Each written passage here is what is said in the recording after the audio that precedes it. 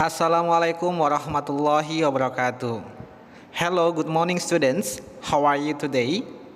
Hopefully all of you in a healthy condition and a happy situation. Well, in this video we will learn about the difference between must and should. Have you ever heard the word must and should before? Apakah kalian telah pernah mendengar kata must dan should sebelumnya? And do you know the difference between must and should? Dan apakah kalian tahu perbedaan must dan should? Baik, kita akan membahas perbedaannya di video ini. Selamat menonton dan selamat belajar.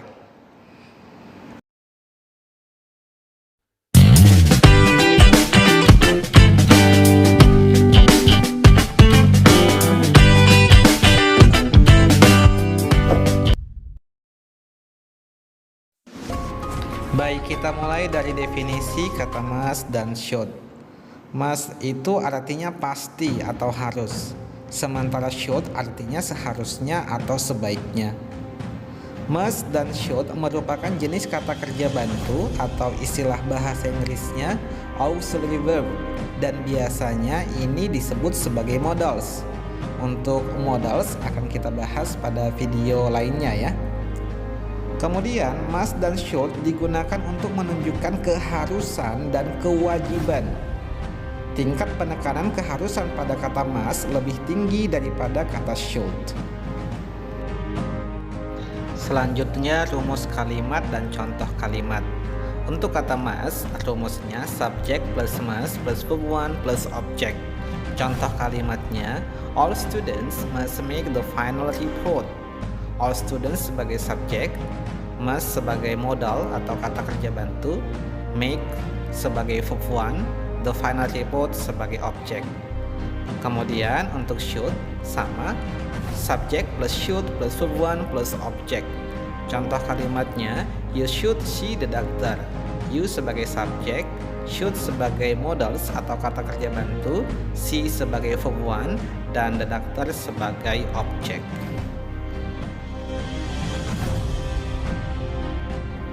Selanjutnya adalah fungsi kata must. Ada 4 fungsi kata must. Yang pertama, untuk menyatakan kewajiban atau keharusan yang berasal dari diri sendiri, atau apa yang menjadi kewajiban untuk dikerjakan berasal dari tekad sendiri. Contoh kalimatnya, I must go to school earlier tomorrow. Saya harus pergi ke sekolah lebih awal besok. Artinya, dia harus pergi ke sekolah lebih awal besok itu berasal dari tekadnya sendiri. Fungsi must yang kedua digunakan untuk sebuah kewajiban atau keharusan dalam sebuah kalimat formal atau dalam aturan tertulis. Contoh kalimatnya, all of the passengers must use the seat belt. Terjemahannya, semua penumpang harus mengenakan sabuk pengaman. Nah, ini biasanya kita dengarkan kalimat formal dari pramugari di dalam pesawat terbang, dan ada juga aturan tertulisnya. Fungsi must yang ketiga adalah memberikan nasihat yang kuat. Contoh kalimatnya, you must submit the report this afternoon. Today is the last day. Arti bahasa Indonesianya, kamu harus mengumpulkan laporan kamu sore ini. Hari ini adalah hari terakhir.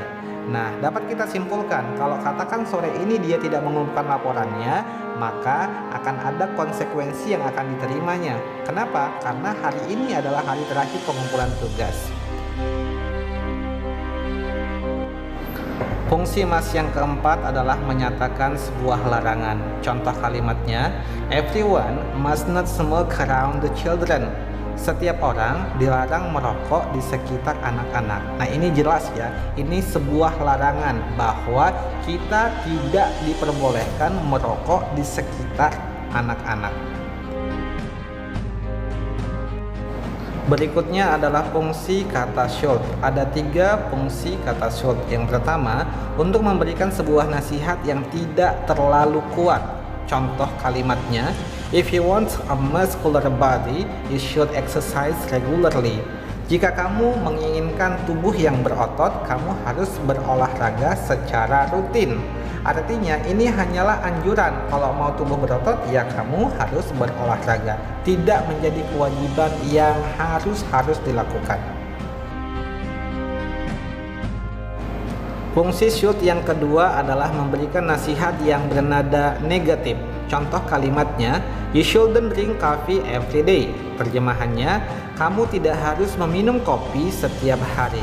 Nah, ini bisa kita simpulkan kalau seseorang meminum kopi ada dampak negatif terhadap kesehatannya, sehingga temannya mengingatkan kepada dia agar tidak meminum kopi setiap hari.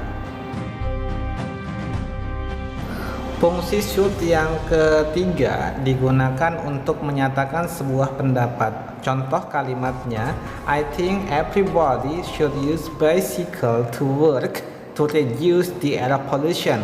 Terjemahannya, saya berpikir bahwa setiap orang seharusnya menggunakan sepeda ketika pergi bekerja untuk mengurangi pencemaran udara. Nah, ini merupakan pendapat dari seseorang bahwa kita disarankan ketika pergi bekerja agar menggunakan sepeda. Untuk apa? Untuk mengurangi pencemaran udara. Baik, demikian tadi penjelasan perbedaan dari kata must dan should. Ada definisi, rumus, dan contoh kalimatnya. Dan yang paling penting adalah fungsi dari kata must dan should itu sendiri. Jangan lupa like, subscribe, dan aktifkan loncengnya jika kalian suka dengan video ini. Thank you for watching and have a nice day. Bye-bye.